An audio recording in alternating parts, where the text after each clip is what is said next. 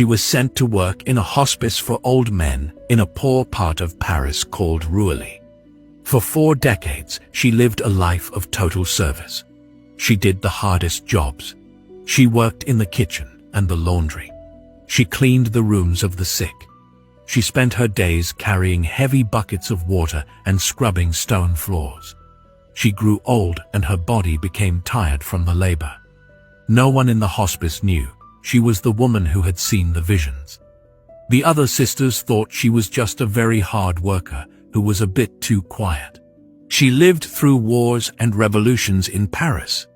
She saw the city change and grow. But she stayed in her small corner, serving the poor. She was a woman of total humility. She did not want power or honor.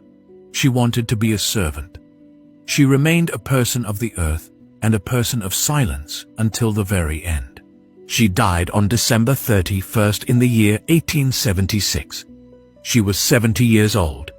Even on her deathbed, she was calm and quiet. She had lived a life that was hidden from the world. She was buried in a simple grave in the vault beneath the chapel at the hospice. No one expected anything unusual to happen next. They thought she would rest there forever and her body would slowly turn to dust, just like everyone else. They did not know that the silence she kept in life would be followed by a discovery that would speak to the whole world many years later. When Catherine Laboure died on the last day of the year 1876, there was no great fanfare. She had spent her life as a simple sister of the poor. To the world outside the walls of the hospice, she was just another woman who had finished her work. Within the convent, she was remembered as a kind and very quiet person who was always busy with her chores. Because she had kept her secret so well, almost nobody knew that she was the one who had started the movement of the miraculous medal. The weather in Paris that winter was very cold. The city was covered in a gray mist.